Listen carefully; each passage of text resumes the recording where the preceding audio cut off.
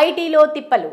ప్రస్తుత సాంకేతిక యుగంలో సాఫ్ట్వేర్ జాబ్ సాధించడం అంటే ప్రతి ఒక్కరికి గొప్ప కల.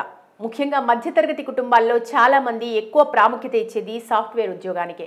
దానికి కారణం 5 అంకెలతో మొదలయ్యే జీతం, వారానికి 5 రోజులే పని, అద్దాల భవనాల్లో ఉద్యోగం, అద్భుతమైన భవిష్యత్తు. ఇలా లైఫ్కు ఫుల్ సెక్యూరిటీ ఉంటుంది. నిజానికి ఇప్పటి వరకు అందరిలో ఉన్న భావన కూడా ఇదే. అందుకే మన దేశంలో ఇంజనీరింగ్ కోర్సులకు ఉండే డిమాండ్ అంతా ఇంత కాదు. అయితే ఇదంతా ఒకప్పటి మాట. ఇప్పుడు పరిస్థితులు మారిపోయాయి. ఐటీ ఉద్యోగం అంటే తుమ్మితే ఊడిపడే ముక్కు అనే పరిస్థితికి వచ్చేసింది. గ్యారంటీ లేని జాబ్గా మారిపోయాయి. ఎప్పుడు పింక్ స్లిప్ వస్తుందో అనే ఆందోళన సాఫ్ట్వేర్ ఉద్యోగులను కలవరపరుస్తోంది. ఈ క్రమంలో మొదట కరోనాతో మొదలైన లే ఆఫ్ల సీజన్ ఇప్పుడు ఏఐ రాకతో పీక్స్కు చేరింది. తాజాగా యాపిల్, సిస్కో, ఐబిఎం, ఇంటెల్ వంటి అనేక టెక్ దిగ్గజ సంస్థలు 27,000 మంది ఉద్యోగులను ఇంటికి పంపించాయి. అయితే ఐటీ రంగంలో గత 2-3 ఏళ్లుగా కంపెనీలు భారీగా లే ఆఫ్లు ప్రకటిస్తున్నాయి. తాజాగా ఇంటెల్ సంస్థ $10 బిలియన్ ఆదా చేయాలనే లక్ష్యంతో 15,000 మంది ఉద్యోగాలు ఊడగొట్టింది. ఏఐపై దృష్టి సారించడానికి యాపిల్ 100 మంది ఉద్యోగులను సిస్కో సంస్థ నుంచి తప్పించింది.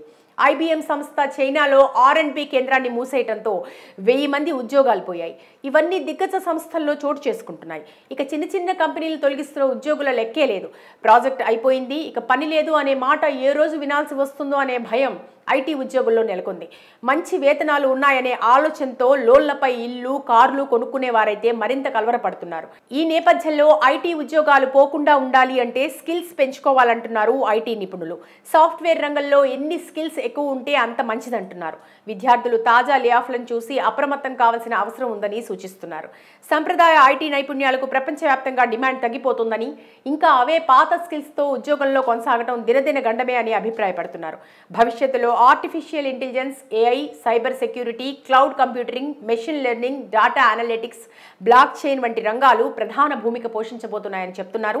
ఐటీ రంగంలో భవిష్యత్తు బాగుండాలని ఆశించే ఉద్యోగులు, విద్యార్థులు వీటికి సంబంధించిన నైపుణ్యాలను పెంచుకోవాలని సూచిస్తున్నారు.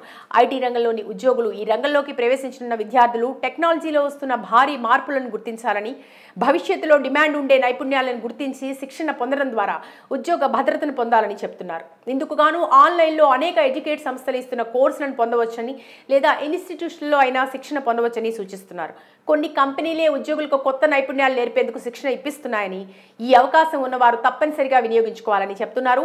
హ్యాకథాన్ వంటి కార్యక్రమాల్లో పాల్గొనాలని, ఇప్పటికీ ఆయా నైపుణ్యాలతో పనిచేస్తున్న వారి నుంచి ప్రాక్టికల్ నాలెడ్జ్ పొందాలని కూడా సూచిస్తున్నారు.